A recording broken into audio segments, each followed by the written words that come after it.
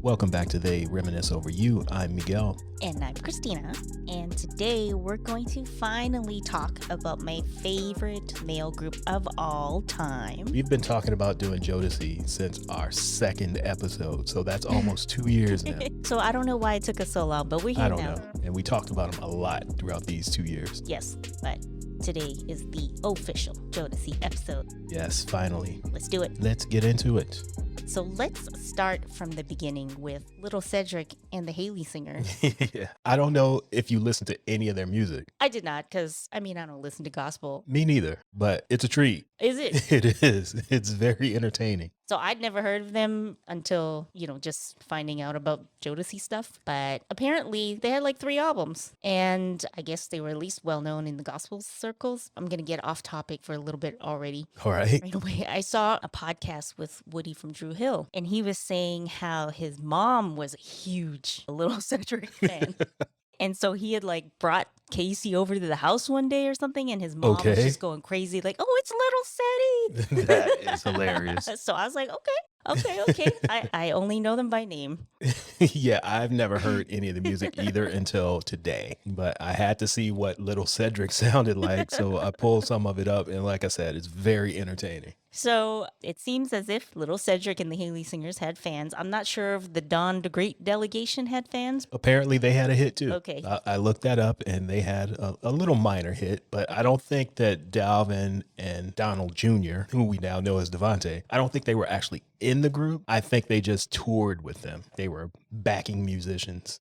So yeah, both sets of brothers were in these gospel groups when they were kids, and they met through a mutual girl gospel group called Unity. And so one of the girls that Casey was dating suggested that they hook up. And Casey thought that Dalvin was trying to dirty Mac on his girl and pull the gun on him. Exactly. So, needless to say, they beefed for a little bit. But Devontae continued to hang out with the Haley brothers and kind of play around with music and stuff. And actually, that makes sense why the name is Jodeci, because I always thought the D stood for De Great, because Dalvin and Donald, aka Devontae, Right. his last name is De Great. But because Dalvin wasn't really part of the group when they came up with the names, it was like Joe for JoJo, De Yes. for Devontae, and C for KC. And then I guess when they officially made him part of the group, it's like, it works. They could have named it Jodecita. It's lucky their last name is De Great. Yeah, it works both ways. And that Dalvin's name starts with a D at least. So it kind of all worked out in the end. Yeah. But I just can't believe that a generation of Devontaes were born. And this man's name is not even Devontae. It's not His Devontae. name is Donald. He's Donald Jr. Donald Jr. Yet And there's all these Devontaes running around in this world. I assumed for a long time that Devontae was actually his name.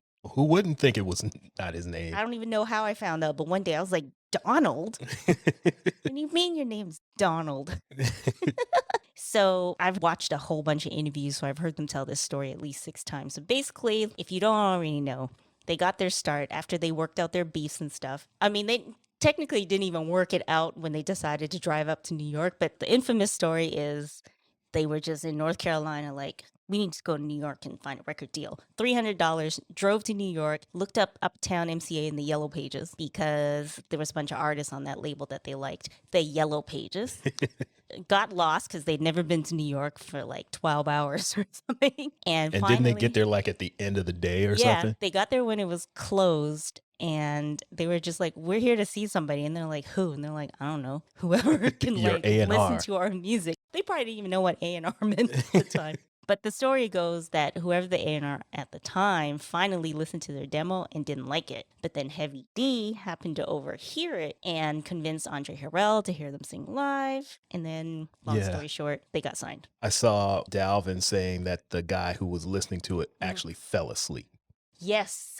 He fell asleep. He fell asleep. While they were in there. Yeah, that meeting led to them being signed immediately. So they went from a man falling asleep on them to being signed Immediately. by the end of the day. By the president. Yeah. So Diddy was an intern at the time, and then he eventually started working with them and helped them craft their image, which leads us to their first album. Forever My Lady. I was watching one of Dalvin's many interviews. He was saying that 5 of the songs on the album were on their actual demo. So imagine this. You have a demo tape that a man fell asleep on. And they weren't the finished versions of No. these songs, but it had Stay, Come and Talk to Me, Forever My Lady, I'm Still Waiting, and You and I on it. And Love You for Life was also Yes. on that original 29 track demo. And this man fell asleep. Maybe he listened to the other 20 something songs. I guess. That is a lot of songs to listen to, Yeah. but you could see the potential there, In theory. I would think. I'm a little dumbfounded by it. Obviously, Heavy D and Andre Harrell thought otherwise. And that so many of these songs ended up making it onto one of the most classic R&B albums ever. Yeah. It's just weird. I don't know. But with that demo, I want to know what happened to Devontae's high school girlfriend, Monica, Okay. because these songs were apparently written about her. And they were dating in high school, and she was joining the army. So he was writing all these songs for her and gave her a cassette and has never seen her since, according to Dalvin. So Monica has the original Jodeci demo tape in her possession. Mm-hmm. Or maybe she just threw it away when she got to Fort Benning or wherever she was going. If she threw it away, man, if that were me, I'm sure she's moved on and this and that. But like, that's something you want to keep. Yeah. Of course, in hindsight, she could have just been like, fuck this guy. I'm Exactly. And now she's 2 years later. Where's that goddamn box? Yeah, because in another interview I read where Devontae is actually talking a lot, he was talking about hanging out with the Haley brothers and messing around with a lot of girls. So, I'm sure that relationship was probably fraught. And them being teenagers doesn't help. Right. And speaking of them being teenagers and being high school students, Mhm. he wrote these songs as a 16 and 17-year-old. Which is crazy. So you're having my baby. I mean, Well, that line came from Al B. Sure, though. oh, okay. That one was added later, Right. but the rest of the song had It's been still written. a lot of yearning love for Yeah. a teenager. Well, everybody that I've seen speak about Devontae Mhm. talk about how he's a genius when it comes to music. Well, he was saying how when he wrote I Don't Want to Do Anything for Mary and KC, he literally wrote it on the spot. He said Mary came into the studio and was like, where's the lyrics? And he's like, just give me a minute. That's ridiculous. And it's just crazy because, Mary and KC were dating at the time. And he managed to write this song that sounds so passionate between two people who are actually together Right. on the spot, pretty much. Hey, that's when you're good at what you do. You're able to do that. Right. Well, I know that they had done the album 3 times, and Andre Harrell kept telling him that he didn't like how the sounds were, but he wouldn't tell them what that meant exactly. So they're like, what does that mean? So they go back in and redo it. I still don't like these sounds. They're like, what are you talking about? So Al B. Sure was brought in to kind of just organize the process Mhm. because they were talented. They had the songs written. Mhm. They had this virtuoso who could play any instrument that he wants here, and they sounded good, but they just couldn't get the production right. So that's when Al B. Sure comes along. Once he came in, Dalvin said that the album was recorded within a week because they had all of the vocals done. They had the songs written, and they just needed somebody to tell them what to do. And that was the end result. So you got these 17-year-olds and two 17-year-olds and two 16-year-olds writing these songs and Right. performing these songs. Mhm. And in the meantime, they're writing songs for Al B. Sure. They're doing stuff for Tevin Campbell, Ralph Tresvant, singing on Father MC songs.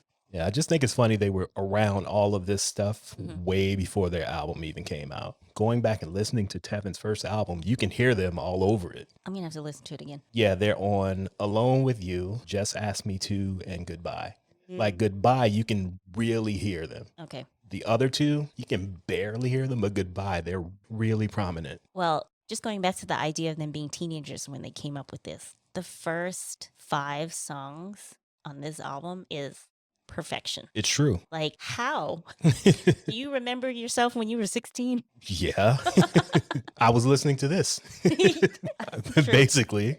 Well, they were helping you out with Exactly. your little exploits. Exactly. So my rule for this album is this. Put it in. Mhm. First words you hear from them is don't talk, just listen. You're like, all right. All right, cool. Let me see what you got. And then from the first song to the end of side 1, because this is when we were still buying cassettes, Mm-hmm. you would let that shit rock. Yes, because you had Stay and then Come and Talk to Me I'm doing this off of memory now. Let's see if you can get the last three. Okay, Stay. I should know because I listen to this all the time. You do. Stay, Come and Talk to Me, Forever My Lady, I'm Still Waiting, You and I. Yep.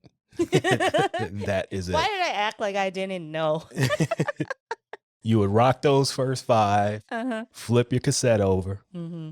And for me, after a while, I would fast forward through all the up-tempo stuff when they're trying to be Teddy Riley and Right. Guy and get to Times We Share, end it off, start it over. Once I got the CD, I was skipping that shit completely. I go straight to Times We Share. I think for me, the up-tempo stuff at the time, like their ballads are obviously stronger, but at the time it was fine. Like now they sound dated, but I know all those songs. I was just singing My Phone to You just before we start recording. You don't know any of those words. I don't anymore. I know all of those words. But if they wanted an up-tempo release, they should have went with Times We Share over Gotta Love. That's not really up-tempo, though. I mean, it's up-tempo for them. Yeah. I didn't even know that Gotta Love was their first single. It was. To me, it was Forever My Lady. I know Gotta Love because I listened to the album, but that's something I found out like late in life. And not only that, today is the first day I even saw the video. For Gotta Love? Yeah. Oh. I just looked it up today and I was like, look at them dancing their ass off. Yes. It looked like a Bobby Brown video. It was. Which is funny because this video came out in 91. And I actually looked up Bobby Brown. I was like, okay, it looks like Humming Around. It looks like Getaway. It looks like That's the Way Love Is. And all three of those videos have elements of the dance styles and the styling of their clothes. Right. I'm like, what? I was not expecting this. And they did this like 2-3 years before Bobby. I was like, okay, maybe this New Jack Swing stuff would have worked for them if I actually saw the video. I didn't get into it, though. I liked it more seeing the video, but the video version was a little more up-tempo too. Yeah. I just couldn't get into their New Jack Swing stuff. I tried, and I liked Guy. The thing is, their New Jack Swing stuff sounds like, you know how we talk about like the second and third iterations of, you know, a group does something really well and then these second, third iterations come out. So it's not that it's bad, it just doesn't sound like they're the first iteration. Right. Whereas their ballads was like, we haven't heard anything like this. Exactly. So much so that they start the album off with ballads. Usually the up-tempo stuff leads the album at side A. Right. And the B side is the slow stuff. They did the opposite. Yeah. Which was a good call on their part.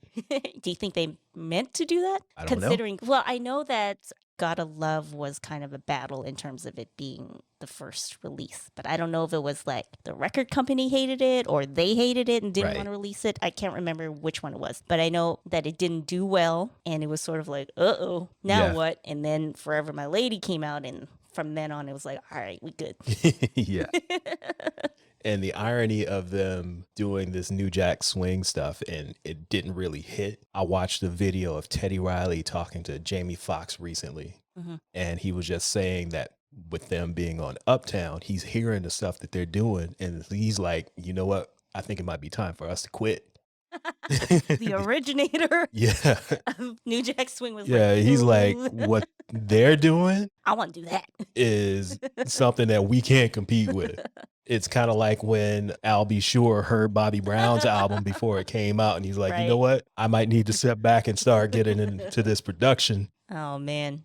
I think what made them sound so different was that church sound, first of all, but then this kind of edge that R&B didn't have. It wasn't quite hip hop per se, not yet anyways, but I think coupled with how they were styled and how they looked. That made it hip hop. Yeah. Like they looked hip-hop. more hip hop than sounded hip hop, at least on this first album, but they had an edge though. Yeah. But at the same time, it was like this old soul gospel, but new at the time R&B. I think a really good example of this is one of their many interviews on Arsenio. And Arsenio is asking them about their church upbringing and about how they infuse it into their music. And Arsenio asked Casey to like sing an example. And so he's saying a bit of Amazing Grace. He's like, normally you would sing it like this, but we put a little funk in it and it sounds like this. Right. And you're like, oh, okay, I get it. Because I can't explain it. Other than it being a little funkier. We'll put a link in the show notes, but that is like a perfect example of how they took this very strong church sound and kind of made it contemporary in R&B.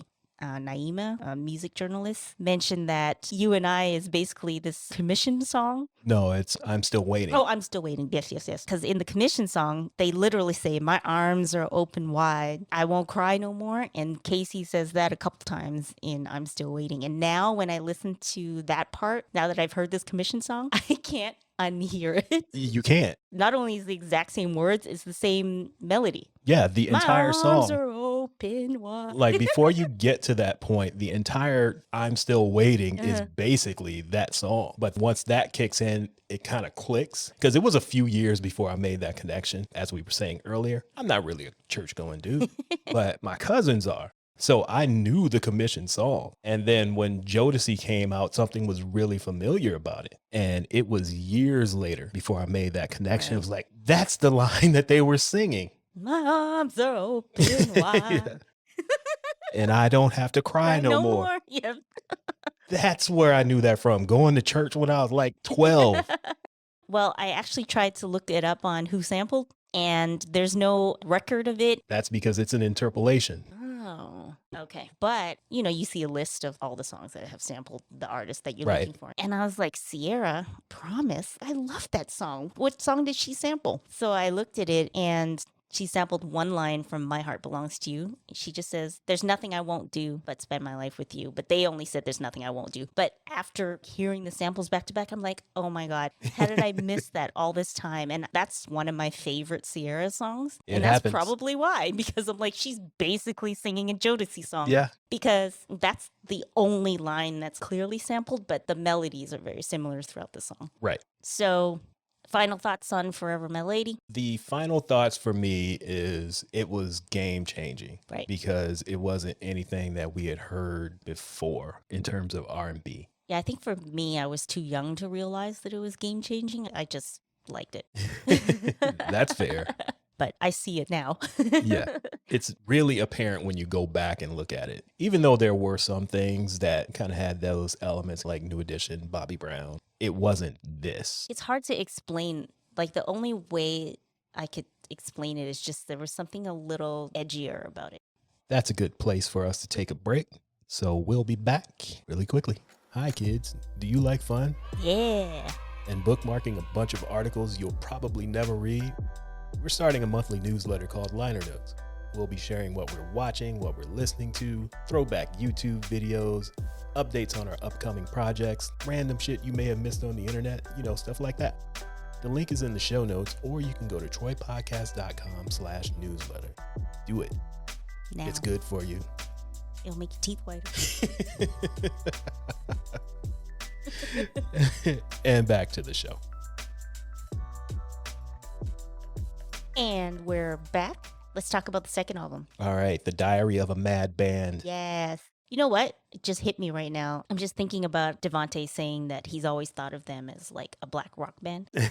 He's like, no, we're like rock stars. Right. So it kind of makes sense that they would name an album something like The Diary of a Mad Band, because that doesn't sound like quote unquote R&B. Yeah, and then it's a play off of Diary of a Madman as well. And technically they are a band with him playing multiple instruments and Dalvin playing the drums. Mm-hmm. So yeah, they are a band and they are a little bit mad. Yeah. And mad in the crazy way. So it makes sense. Speaking of crazy, was Fiending the first single? I don't remember. Sounds about right. Just thinking about Casey wearing a straitjacket and he's in a padded cell room because he's fiending. It could be. Let's find out if it was the first single. Discography. First single was Cry for You. Okay. And Fiendin' was the second single. So with this album, we can definitely hear a transition. They're still doing their ballads with a couple up tempos, but what we were saying about the first album with it being sort of deeper and edgier, this one is more of that. It definitely is. I mean, this could be partially because of just maturing their sound, maybe because they started hanging out with Suge. Not quite sure. It could be all of it. But now we can hear a little bit more of that hip hop influence. Yeah, and they are becoming the bad boys. Yes. Of R&B. There's a lot of leather and shirtless and machetes. Speaking of machetes, yes. So machetes, they had won a Billboard award Best New R&B Artist. Okay. I'm going to come back to that point. So, they're still singing their ballads. So they still got, the Cry for You and Fiendin', all that stuff. So they're still R&B, but they come up. JoJo's holding a machete. Mr. Dalvin is wearing just a gun holster, no shirt. Casey's got a full face mask on. And Casey and JoJo both have on face masks. Yes. And Devante is smoking a cigar. Yes. This is how they come to accept their award after being dapped up by Boys to Men. In their suspenders. Yeah, with their suspenders and bow ties on. And they get up on stage and thank God and their moms. Yeah. That's like quintessential Jodeci right there. And they don't seem to have any animosity with Boys to Men, even though they're kind of always pitted against each other. They look genuinely happy. Yeah, like they looked genuinely happy for each other, despite the clear differences, at least in attire. So I don't know if they were embracing the bad boy persona or that was maybe a little bit of both. Yeah, they were definitely all in on that look, that persona, that style. Right. That album cover, they were sagging wetsuits. Who in the history of ever has sagged a wetsuit? First of all, who has worn a wetsuit on an album cover? Exactly. And then sagged it. I didn't even know that it was a wetsuit until you pointed it out like 2 years ago. You know what? I'm not even sure when it hit me because I probably just assumed it was, like a Dickie onesie. I just thought there was some overalls. Overalls or like those mechanic style. Yeah, a jumpsuit type thing. And then one day I was like, that's a wetsuit. They're wearing wetsuits. Yeah, I had no clue. And I can't talk about this album, which contains Cry for You, without talking about the Mickey Mouse Club. Yeah. I did not grow up watching this because I don't think I had the channel where I could see this. Yeah, and I was way older and it wasn't on my radar at all. So, I don't know, this just popped up years ago. JC, Chazé, Justin Timberlake, and I didn't even know Ryan Gosling could sing until I saw this video. And then the fourth guy, I don't know who he is, but in the caption, I looked it up today. Deo Godboldo? Yes. So apparently he's still been acting. Okay. And in the American Crime Story, The People versus O.J. Simpson, he played Carl Douglas as part of O.J.'s dream team. Oh, okay. So I do know him. You do know him, but you didn't know who he was. I did not. Then.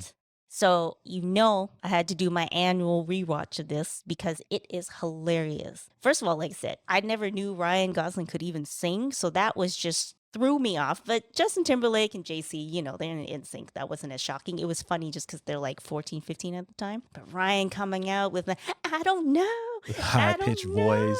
His clothes are way too big. They're all wearing these like the linen suits. They had the fans blowing. Yeah. Trying to do very much that sort of like Forever My Lady. And then I think it was the Cry For You video and they were out in the desert. In the desert. So very much that. They had the little R&B two-step with the snapping of the fingers. Yeah. The big old Tims. So I highly recommend checking that out if you haven't seen it. And even if you have seen it, just watch it again because it's hilarious. If not just for Ryan Gosling, because... Yeah, that's the only reason that I watch it is just to see him. Like you can pass on JC and Justin because you've been seeing them sing for 30 years. They've been doing this stuff. But Ryan? Tiny Ryan. With his falsetto?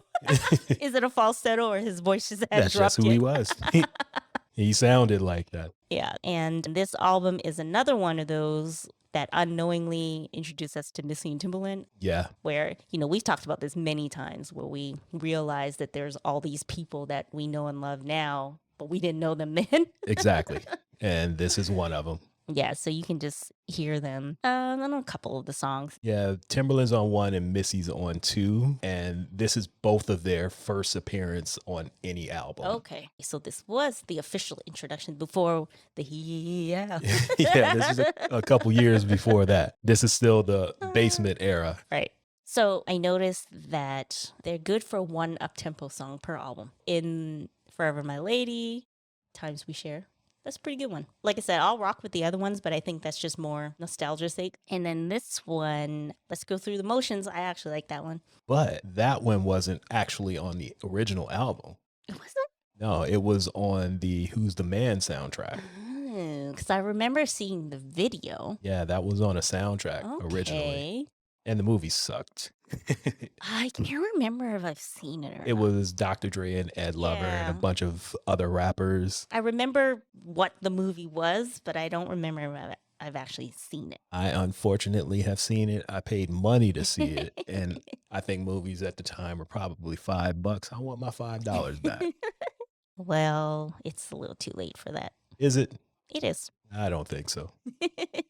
I just want to mention one more thing about this time frame, should I say. Okay. I watched just some random YouTube upload of a concert they did around this time. And during an intermission, which Devante is like, okay, I'm going to play the piano for you guys while Casey and JoJo rest up their voices for a bit. And he's just casually playing all these covers like Piece of My Love, Let's Wait a While, Can You Stand the Rain? And then he's like, I see some white people in here. Let me flip this up.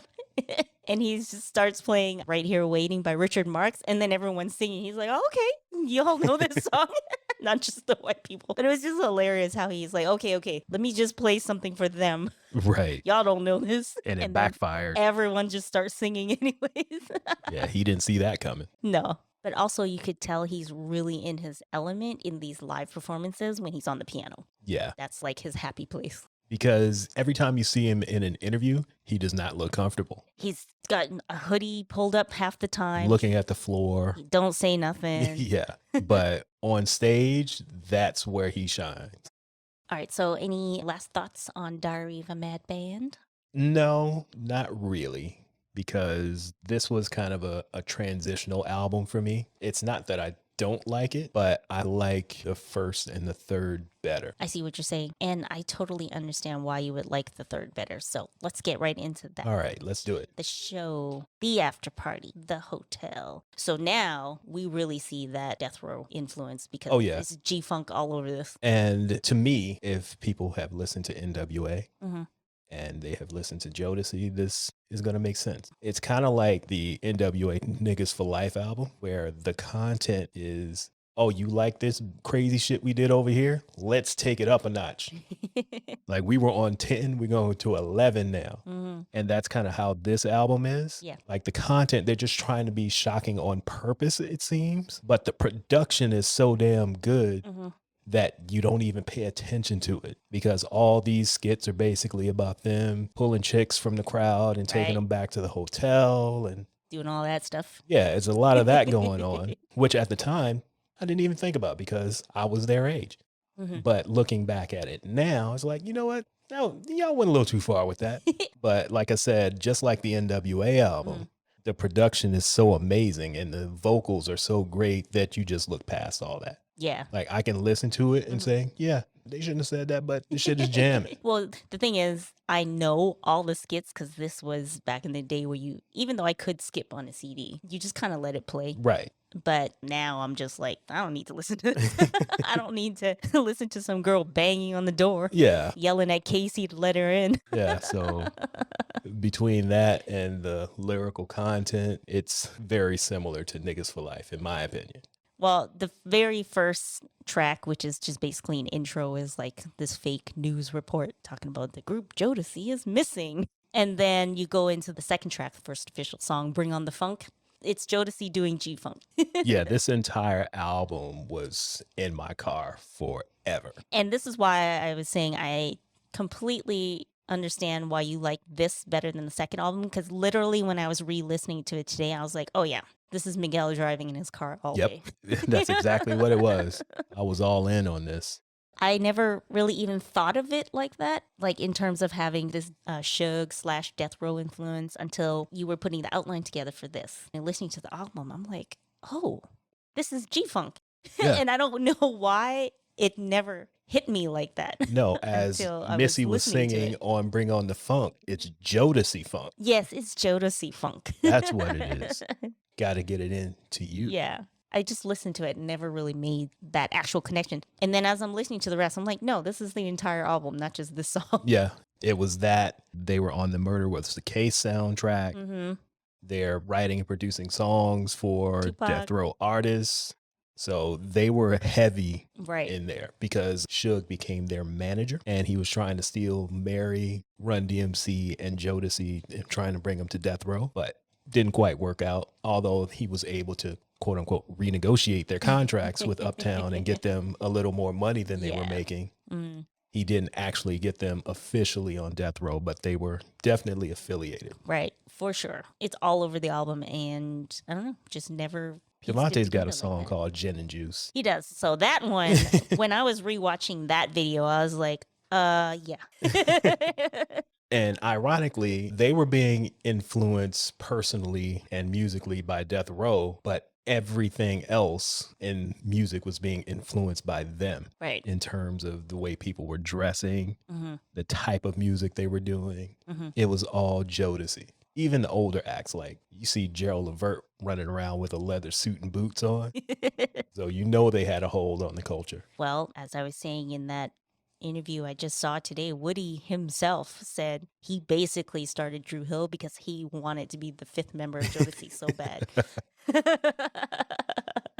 But I guess maybe that's why I Love You for Life, being that this was one of the songs from the original demo, doesn't have that new G-Funkish sound because it wasn't from that. Right. It's an old song. But, you know, they're still able to churn out the ballads that they're known for, like Love You for Life. And then you have Freakin' You. You got the nice one, and then you got the Susio one. Yes. It's very Susio. A little something for everybody. Exactly. And then you got a little cookout music with Get On Up. So, you know, I'm always talking about how I hate positive songs, but this is one of the few that I'm like, you know what? This song makes me feel good every time I listen to it. Because it's not exactly a positive song. It's just like, go have some fun and party. It's not like Sounds of Blackness optimistic. It's like, hey, go out and have a barbecue with your family. Have some fun. That same Vibe interview, Devontae said that he hated this song at first for the same thing. He's like, oh, it's too like upbeat. But then he's like, you know what? It feels good. And I'm like, I'm with you, Devontae. I think he was just jealous because Dalvin made a hit and he did. Well, Dalvin is the one who's responsible for more of the up-tempo songs, I believe. Because now that I think about it, Devontae's not in the video, is he? Yeah, he is. He is? I'm pretty sure. I thought it was just the three of them. Let me double check. I'm going to pull this up right now. I swear I saw him. I just remember them dancing on top of a bus. Yeah, I don't think he's in the video. 1 second. You think he was hating on it that much? He's a jealous Janice. No, he's not. No, I refuse to believe he's a hater like that. Let me see. I'm trying to... I think you're right. There's only 3 people on top of the bus. He's not in the video. Is that a protest? Like, I hate this song. I'm pretty sure it is. Well, I don't know if he makes an appearance later, but right now, there's just the 3 of them on top of the bus. He's not in the video at all. That's okay. Dalvin's there with his shirt off. He is. He'll do double duty. He's giving the streets the nipples that they're looking for. Exactly. That's funny. He isn't. I'm just scrubbing through it now, and it's from day to night. It's still just the 3 of them on top of that bus. How did I never notice that? I don't know. Maybe he was just out sick. Okay. I think he's just hating. Oh, man. Come on, man. My little brother made a hit, and I didn't do it. First of all, I don't like the song, and now it's a hit. I'm not doing the video. That is hilarious. I'm making all this up, by the way. You are, but it might be true. I don't know. Well, all we can say is he ain't in the video. He's not. That's funny. Well, back to my theory. There's one good up-tempo song per album, and I'm still going to count Let's Go Through the Motions because it's on the album now. This album as like a whole album, I didn't find as strong, but I think it was just more like the skits felt like filler. Yeah, it dragged it out too long. Yeah, but I still overall think it's a great album. Yeah. But I see why you would like this better than the second album. But I think actually, I don't know. I was going to say, I think maybe I like the first 2 better, but I think they all had like ups and downs for different reasons. But this is by far the best sounding of the 3. All right. So what's your favorite song from each album? Okay. From the first album, it's I'm Still Waiting. Second album is Theenin'. And third album, me and Notorious B.I.G. both love this song because I've seen him singing it. Freaking You. And if you haven't seen him sing it, you need to. Okay. Him and Lil C's, I believe. They going in. I feel like I've seen it. Just walking down the street It sounds somewhere. familiar. Every time I close my eyes, I wake up feeling so horny. You should pull it up right now. All right. The Notorious B.I.G. is singing a song by Jodeci. Every time I close my eyes, I wake up feeling so horny. I didn't know Biggie could sing. Every time I close my eyes, I wake up feeling so horny. That's great. That makes me laugh every time I see it. Well, my favorite songs are from Forever My Lady. It was really hard for me to choose between Stay and Come and Talk to Me because I like them both for different reasons. So the harmonies in Stay is what makes Jodeci so special. But Come and Talk to Me introduce, those harder bass lines, which gives it that sort of hip hop edgier feel. Right. So I think I might pick Stay by a little bit, a tiny margin. Okay. But maybe I'll probably change my mind tomorrow. So, I guess for right now, I say Stay. And then Diary from Mad Band, my favorite song. When I was listening to the album and I was trying to think, like, what is my favorite song? And as soon as I heard Hit Me, I was like, it's Fiendin'. Because sometimes you just need that tiny little note to be like, yeah, that's my shit. I didn't even have to listen to the whole song.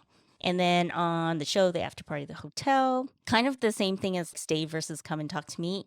I was tossing between Freaking You and Love You for Life because they're like polar opposites. They are. You got like this pretty ballad and then Freaking You. So I don't know either. I feel like, I don't know.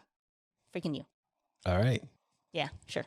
Me, you, Biggie, and Lil C's are all choosing Freaking You. Yep. So of the 3 albums, which one is your favorite? I think I'm going to go with Forever My Lady. Okay. I think that's the one I listen to the most in terms of the full album, or at least most of it. I think with the other 2, I tend to skip around a little bit more. Okay. I'm going with the show, the after party, and the hotel. Shocker. Because I like how it sounds in the car. I'm not surprised at all. That is what I'm going with. All right. When I was riding around in my ashy 89 Toyota Corolla back in 96 with the 15s in the trunk. Sounded amazing. Every freaking night. Every freaking day. Yep. All right. I think this is a good spot to take another break. Okay. And we'll be right back. Are you enjoying this podcast? Hell yeah. If you're enjoying it as much as he is, there's a couple things you could do. You can feel free to drop some coins into our collection plate at coffee.com/Troy Podcast. And that's coffee, ko-fi.com. Link is also in the show notes. We're self-funded, so any support would be appreciated. And if you don't have any extra coins to spare, just leave us a 5-star rating or review. Like J-Lo's Love, it won't cost you a thing. You just sitting at home on the couch anyhow. All right, thanks. Back to the show. Okay, we are back and we are going to talk about their last album. It was 20 years in the making, called The Past, the Present, and the Future. Kind of like the show, the after party, the hotel, Right. but different. And that was, what, 2015? 2015 it came out. So their most recent album is still 7 years old. It is. Yeah, I, of course, being the super fan that I am, was very excited for this. Same. It was okay. But, I'm still glad that they were able to put it out. It did give me every moment, which reminds me of Love You for Life. So I was like, yeah, I can see that. this is the Jodeci I've been waiting for. But they were gone a long time. Yeah. And music had changed. Yeah. So not only had music changed, but they had changed. So Right. they're not going to be doing the same things that they were before. Exactly. And Casey and JoJo were off doing their own thing, and Dalvin's been doing his thing, and Who knows what Devante's been doing? He's Yeah. like Batman. He just disappears and Yeah. shows up when you put the light in the sky. Exactly. Like, oh, we going on tour? I'm there. it was more of like, I'm glad y'all still here And doing your thing. that's why I wanted to summarize the first 3 and then this one separately. Because Yeah. I don't really count this as part of the Jodeci lineage. I because guess. it's just kind of there. Yeah, I see what you're saying. It's not something that I go back to. I don't think I've actually listened to it before this week since it came out. I listened to it the first day it came out, and then I listened to it a couple times this week. I listen to every moment a lot. Yeah. There's another song called Incredible. I like it because of the sample. Okay. Now I can't think of the sample off the top of my head. Yeah, I'm sure they're not performing these songs on the tour. They might perform every moment, I think. It's not in my rotation, so I'm Yeah. not going to say too much about it. So how about we backtrack a Yeah. little bit and talk about their impact on hip hop and R&B during the first 3 album run? It was major because, like I said earlier, you had Gerald Levert dressing in leather suits and, and Timberlands. Right. Like they influenced everybody other than like Michael Jackson and Boys to Men. Yeah. And I think because they were kind of like Diddy's first artists, you see what he did with his Bad Boy artists. Yeah, after that. he molded everybody after Jodeci. Or like some iteration, even the girls. Like look at Yeah, Total. all of them. Total was Jodeci, but 3 women. They had the same sound, the same look. Yeah, if you were doing R&B after 1991, you have been influenced somehow by Jodeci. Even if you're not doing like the music, like I said, the way people were dressing was because of them.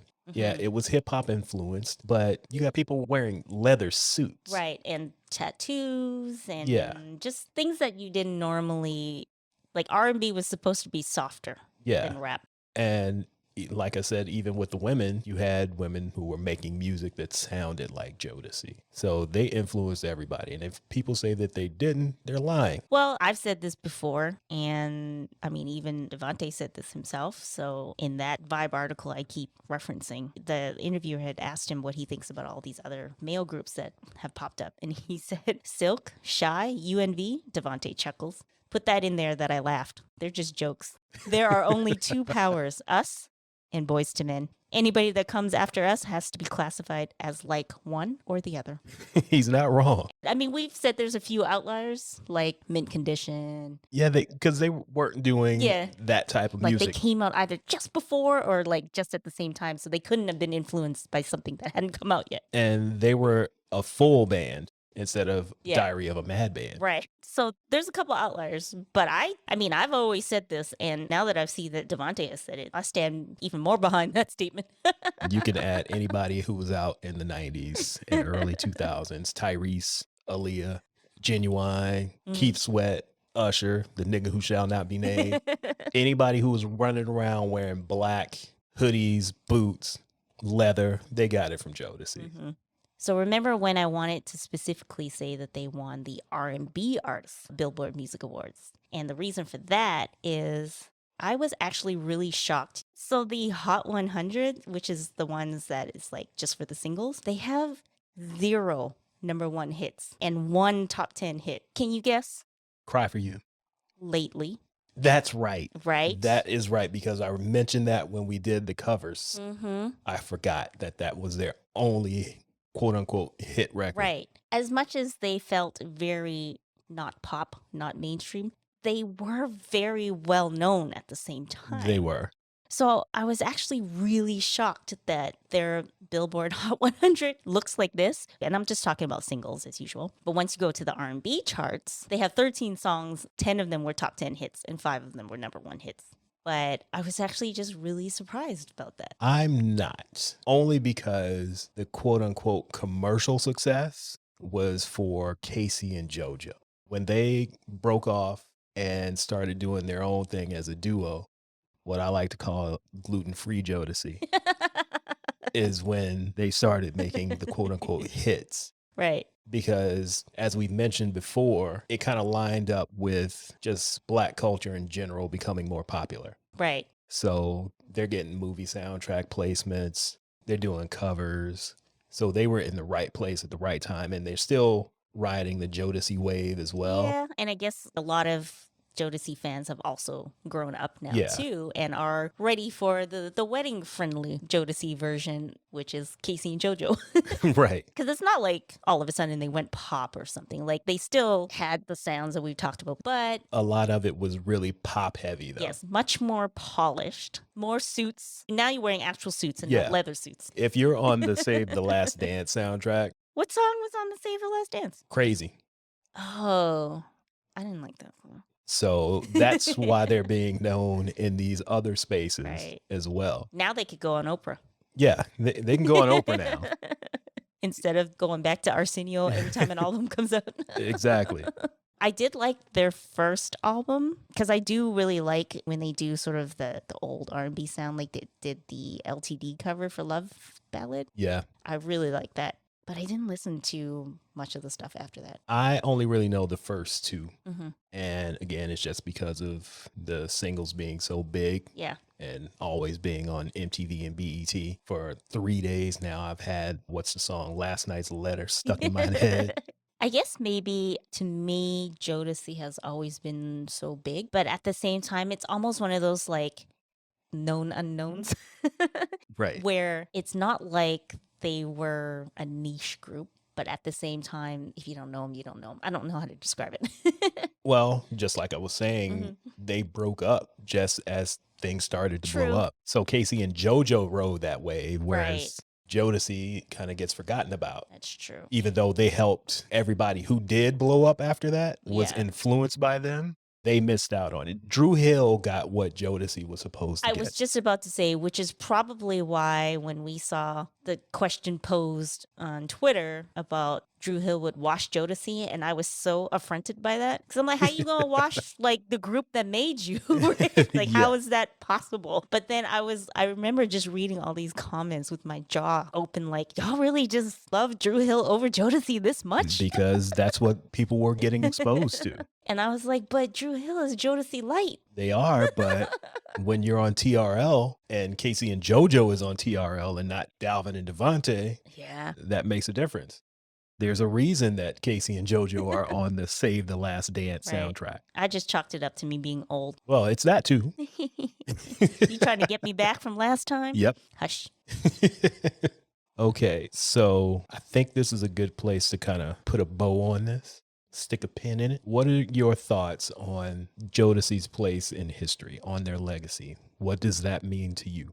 Well, as we pretty much just said, it's hard to imagine at least what male R&B groups would have been like if their choice was only Boys to Men to follow after. Can you imagine Chris Brown jumping around with bow ties and suspenders on? Yeah. And Because I don't know if New Edition's legacy would have lasted long enough for some of the groups. it wouldn't, because that's Came too after. far. That's too far in the past. And Jodeci was that bridge that was needed to get to this younger generation. Right. And the fact that Freaking You ended up as the closing credits for this anime called JoJo's Bizarre Adventure. Which is hilarious. So season 4, for anyone who wants to look this up. And I read that it's even called JoJo's Bizarre Adventure because the creator is a Jodeci fan.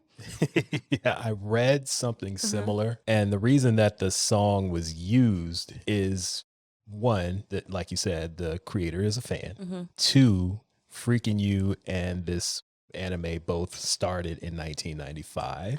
Oh.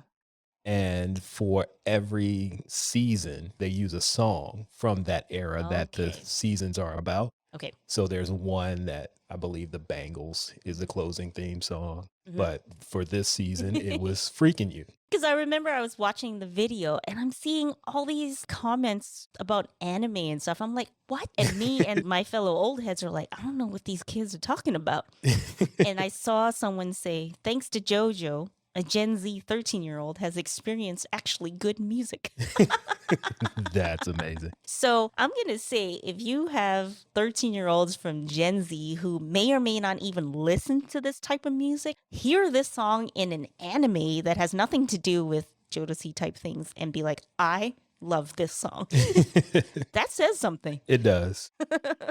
So somebody's getting it. Yeah. Got anything else you wanted to add before we wrap this all up? Not really. I think I've said a lot already.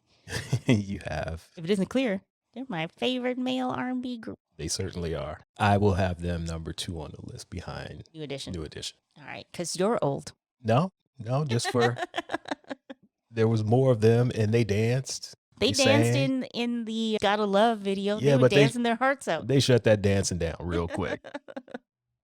All right. So on that note, we can wrap it up here. Okay. We have been going on and on and on. Yeah, this one will probably be a little longer than. It is. It's going to be Ones longer as than of late. usual, but hey, Then let's just go. Bye. yes.